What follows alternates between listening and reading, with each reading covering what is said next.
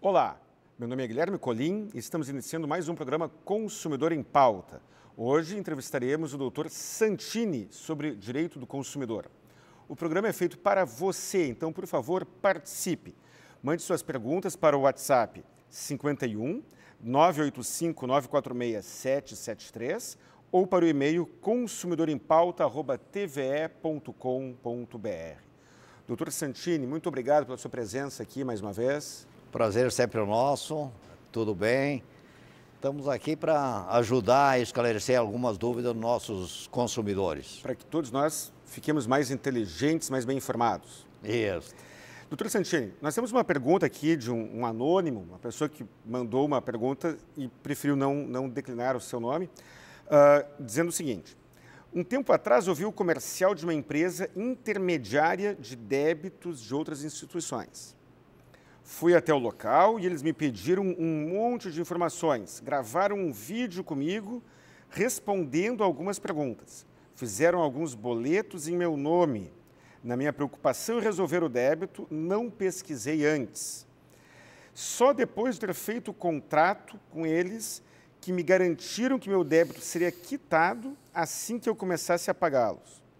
Logo que cheguei em casa, fui pesquisar a empresa e a quantidade de reclamações era altíssima. Eu tentei várias vezes entrar em contato com eles para cancelar o contrato e não tive retorno. Agora estão me mandando mensagens de cobrança. Uma empresa de Porto Alegre. Gostaria de saber o que fazer. Pois é, o nosso consumidor anônimo, ele se recuperou em tempo, mas ele deveria ter feito a pesquisa antes de assumir qualquer compromisso. Devo informar o seguinte, que hoje tem muitas empresas que usam a mídia, fazendo uma publicidade de quase que milagre para resolver débitos pendentes, para recuperar pontos de carteira de habilitações, etc, etc. E a gente tem que desconfiar muito, porque ninguém pode, digamos assim, garantir que tu vai diminuir um débito por juros abusivos. Tem que analisar o contrato, primeira coisa. Mas a publicidade é em cima de que todo o consumidor que tem débitos de empréstimos pendentes, eles estão abatendo e diminuindo os valores por juro abusivo. Não pode afirmar isso aí sem primeiro consultar o contrato, né? E nesse caso do nosso consumidor anônimo, o relato dele indica que essa empresa está aplicando um golpe na boa-fé dos consumidores. Então, o que ele tem que fazer? Primeiro, fazer um BO contra a empresa. Denunciar essa empresa no Ministério Público e também na Delegacia do Consumidor. Porque se são golpistas, né, tem que botar a polícia para fazer uma investigação e o próprio Ministério Público. Por quê? Se fizeram com esse consumidor anônimo, estão fazendo com uma série de consumidores. Então, é direito difuso. Então, é importante que esse consumidor anônimo, primeiro, não paga. Analisa o contrato, faz um BO, denuncia no Ministério Público, na Delegacia do Consumidor e, se for necessário, denuncia no Poder Judiciário. E como essa empresa já está fazendo, já tem antecedente negativo e está fazendo cobrança, se estiver perturbando a tranquilidade no trabalho ou no convívio familiar, ele pode entrar com uma ação por dano moral pela perturbação que ele está recebendo. Então, esses são os procedimentos. Mas, em tese, como a empresa não responde, é bem provável que essa empresa está aplicando o golpe e desaparecendo do contato com o cliente. Então, e aí o alerta é que para todo consumidor não assina nada, nenhum contrato. Pega a cópia do contrato, se não entende a linguagem do contrato, consulta um amigo, um familiar ou um advogado antes de assinar. Porque pode ter cláusula abusiva, pode ter uma série de... E o próprio golpe, né, que está embutido. Nós temos situações que tem uma cláusula que de multa de 2% para o consumidor, e quando é uma penalidade ao fornecedor ou ao estabelecimento que assinou o contrato, ele bota uma multa de 1%. Como? São cláusulas idênticas, tem que ter mesmo parâmetro. Então, se estão cobrando por atraso de pagamento 2% do consumidor, a mesma multa tem que ser aplicada ao fornecedor. Então, são coisas que a gente tem que se prevenir antes. Perfeito, perfeito. Doutor Santini, agora aqui a senhora Tereza. O meu condomínio contratou uma empresa para fazer reparos na fachada do prédio. Acontece que eles acabaram estragando um trabalho que havia sido feito anteriormente nos splits dos apartamentos. E agora não querem pagar os estragos. O que podemos fazer? E aí eu já avanço aqui, complemento. O que o condomínio pode fazer e ela individualmente, Isso, o que ela pode fazer. Exato. O que a Tereza está relatando é uma situação de direito imobiliário também, né? Claro que se é uma administradora que cuida do condomínio, tem a relação de consumo também. Mas a Tereza está dizendo que o condomínio contratou um fornecedor de serviços para reparar e, por consequência, houve estragos de coisas, né, nos ar-condicionados, etc. A responsabilidade e a conclusão e a efetividade do serviço é do fornecedor. Então, a Tereza, como é um assunto de condomínio, ela representa essa situação para a administração do condomínio. Se é o síndico, formalmente. Se é o síndico, e com o síndico ou o conselho, que tem autonomia, ou 2/3 ou 1/3 dos condôminos, pode convocar uma assembleia. Tem que levar esse assunto para a assembleia, primeira coisa.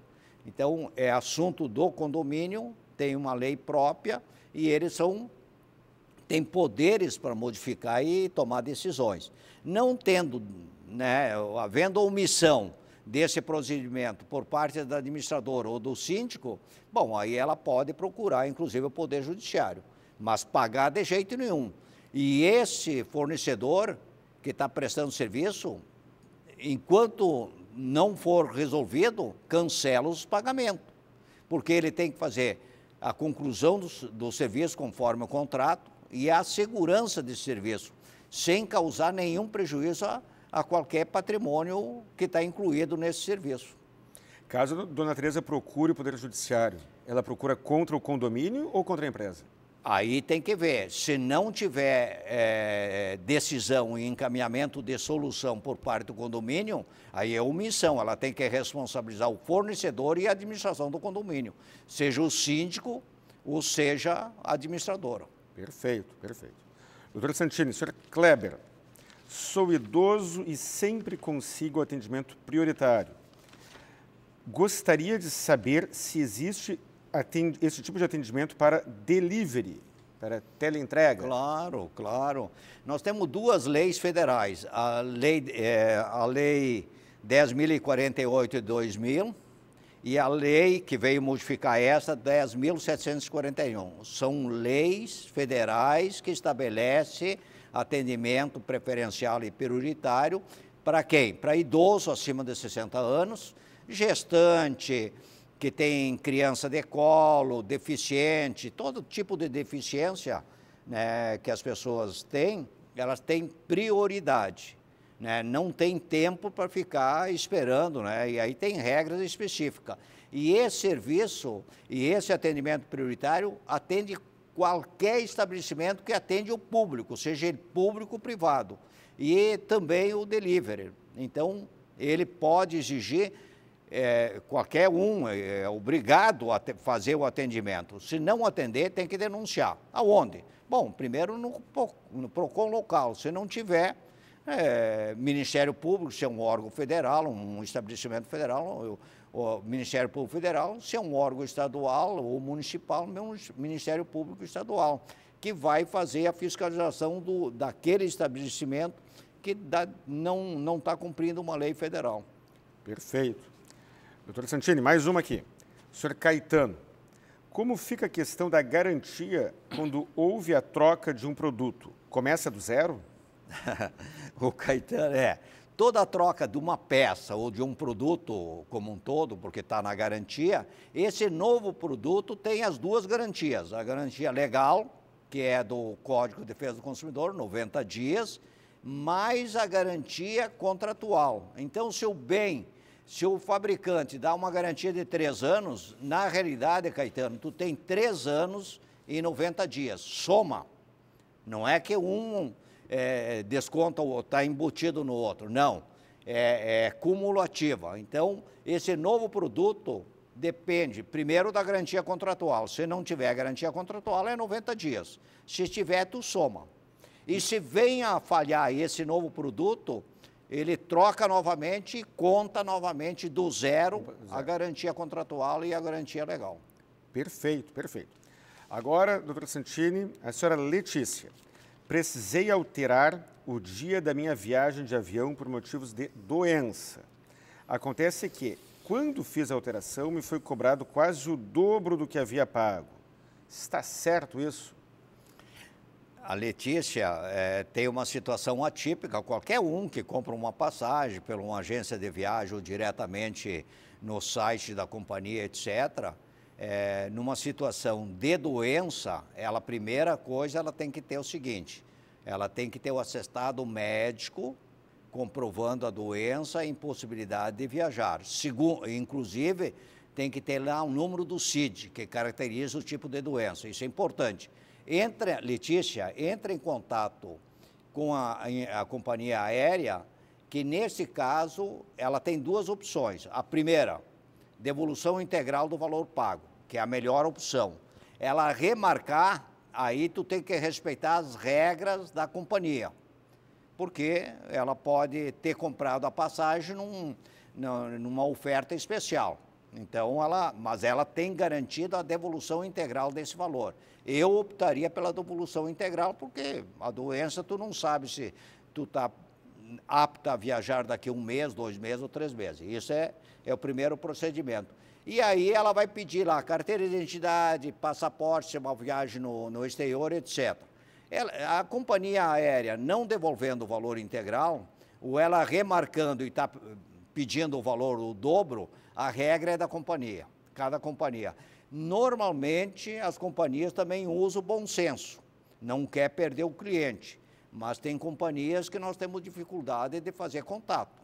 Então, se ela comprou através da agência, ela tem um aliado que a agência de turismo vai ajudá-la, que tem contatos mais facilitados que o consumidor.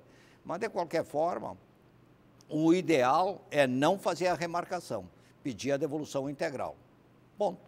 Perfeito, perfeito. E aí, aqui tem que ser dito, nós já falamos muito, nós dentro do fórum, nós temos uma Associação Nacional de Defesa dos Consumidores em Transporte Aéreo.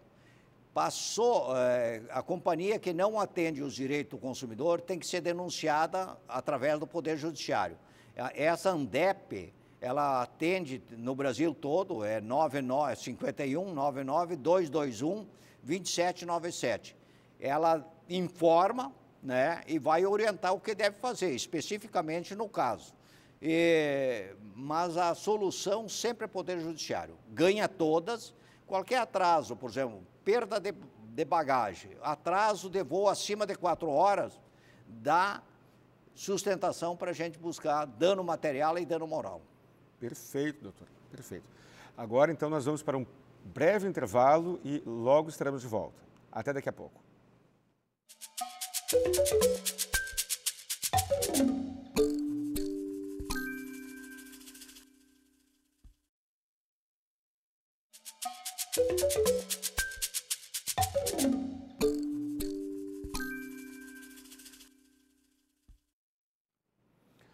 Estamos de volta com o programa Consumidor em Pauta. Programa feito para você, para você e para nós, para que todos saiamos daqui mais bem informados.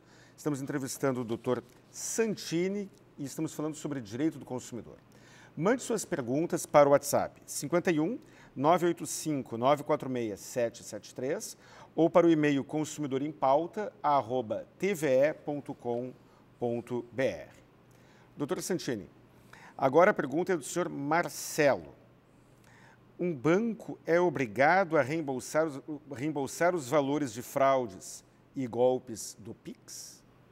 Marcelo, sim, Quando esse golpe, essa fraude, essas transações é considerado um golpe. Pode sim, Marcelo, ele é responsável não só para a guarda e os cuidados da nossa conta e do nosso numerário, mas também pela segurança disso aí. Por que que pode, né? Não é definitivo.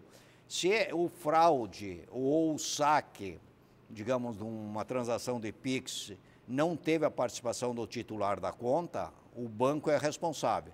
Porque muitas vezes o titular de conta, ele fornece o cartão, dá a senha, etc., para familiares, o amigo, etc. Se ficou a caracterização que foi negligência do titular, aí o banco não é responsável. Mas no caso, agora, 2 semanas atrás, nós tivemos uma notícia que 25 mil usuários de transações no Pix foram invadidos nas suas contas, e aí o Banco Central é responsável. Então, Marcelo, o que tem que fazer? Primeira coisa, procurar o gerente, né? Ou antes disso, houve uma invasão na tua conta, sem a participação do titular, né, etc., a responsabilidade do banco. Faz um BO. Primeira coisa, um BO. Procura o gerente, abre um procedimento, eles chamam um procedimento lá que vai ser de investigação interna, que tem um prazo até 80 dias para dar o retorno, e aí aguarda. Se ficou comprovado que é a responsabilidade do banco, não tem problema nenhum, vai devolver. Eu tive uma situação exatamente quase de 80 mil reais. Invadiram minha conta, Caixa Econômica Federal. Eu fiz esse procedimento, não cobraram juro, não cobraram nada, levou 70 dias, devolveram integralmente. Por quê? Porque alguém invadiu. Se teve ou não teve a participação de alguns atores da instituição financeira, a gente não entra no mérito. Faz um BO, faz tudo protocolado junto ao gerente e à instituição financeira e aguarda. Aguarda o resultado, porque ele tem que consultar hierarquias superiores. Perfeito. Doutor Santini, agora nós temos a pergunta da senhora Carol. Está sendo comum o chamado overbooking. Quais são os meus direitos caso isso aconteça? Aí já a Carol já teve por parte do fornecedor um desrespeito total. A companhia vendeu um maior número de assentos do que a capacidade do avião. Por isso que aconteceu o overbook. Então, o que ela tem que fazer? Normalmente, quando não é má fé, e isto acontece, a própria companhia chega junto ao usuário, o cliente, o consumidor, e oferece uma compensação, né? Tanto em voos internacionais como voos nacionais. Pede desculpa, etc., porque errar é próprio do ser humano, só erra quem faz, né? Então, a companhia já procede uma alternativa de solução. Mas pode ter ocorrido mais do que um cliente, aí eles podem ter que reembarcar num próximo voo, se o cliente, a decisão sempre é do cliente, ele que foi atacado no seu direito. Pode fazer o traslado por uma outra via que não seja avião, desde que o cliente aceita.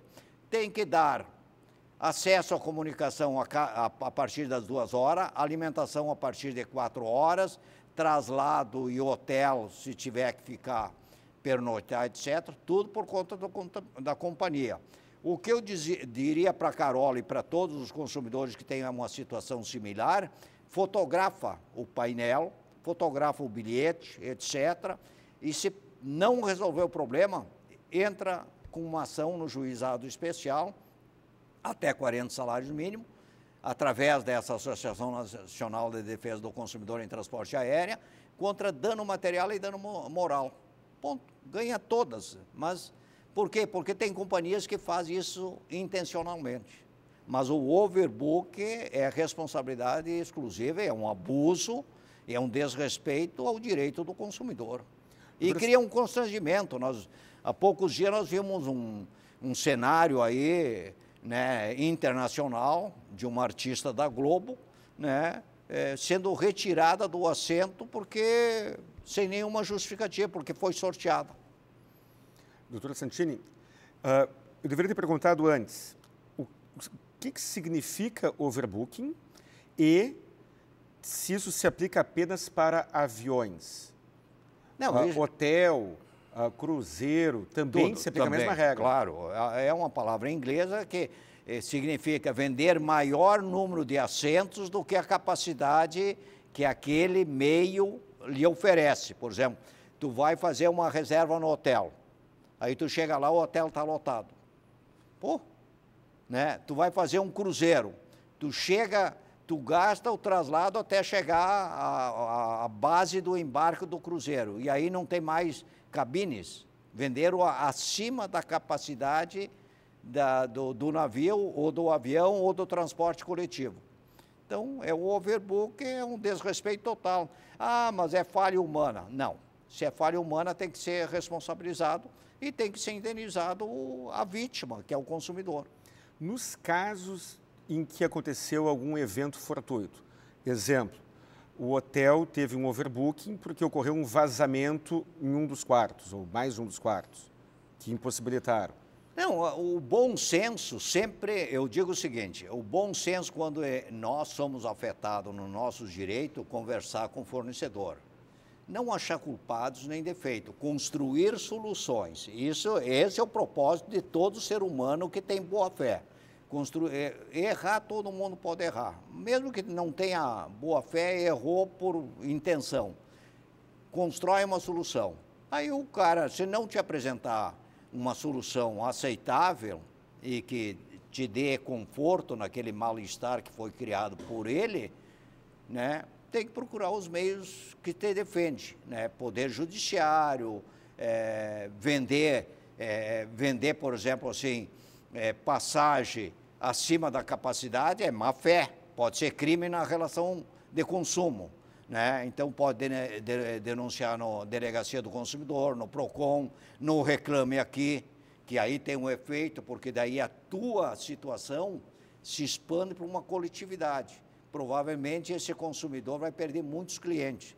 Então ninguém quer. A palavra-chave quando a gente tem um conflito e não resolve na construção e no bom senso, dizer que tu vai denunciar no Poder Judiciário. Essa é a palavra-chave. Aí o fornecedor, nem é PROCON, o PROCON também eles têm medo, mas Poder Judiciário, ou Reclame Aqui, tu dissemina essa informação para uma multidão de consumidores e deixa o alerta que aquele fornecedor não gosta de consumidor.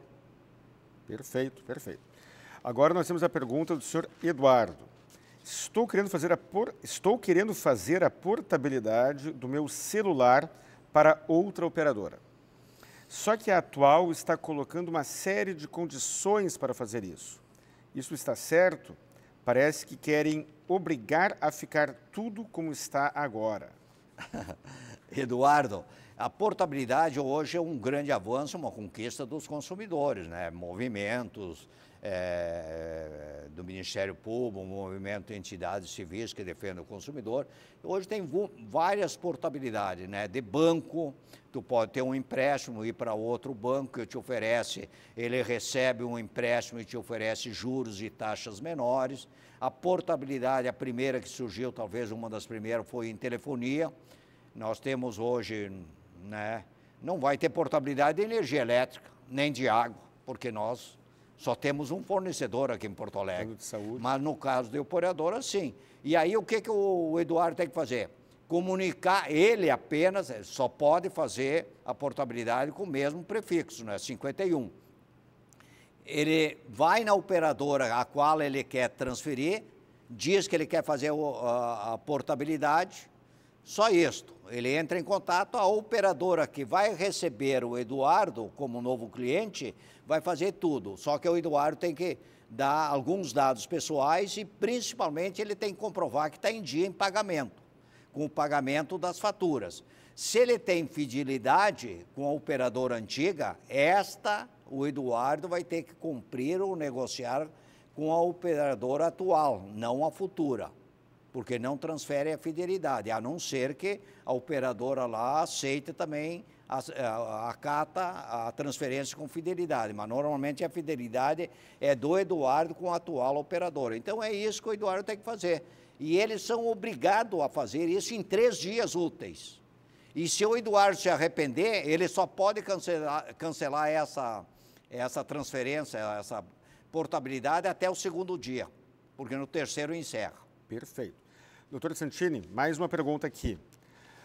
O senhor Cristiano, deixei de pagar a minha conta de luz por 2 meses e a concessionária cortou o fornecimento sem ao menos tentar negociar comigo.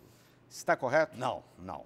Ele só pode... Você tem 1 minuto para a resposta. Tá. O Cristiano, a operadora que é relacionada, é uma concessionária da ANEEL, tem uma resolução número 1000, que vale hoje, direitos e deveres. Só pode fazer a partir do terceiro mês, 90 dias.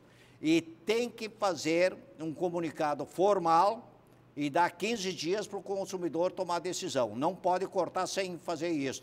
E o Cristiano teve em 60 dias e não foi comunicado.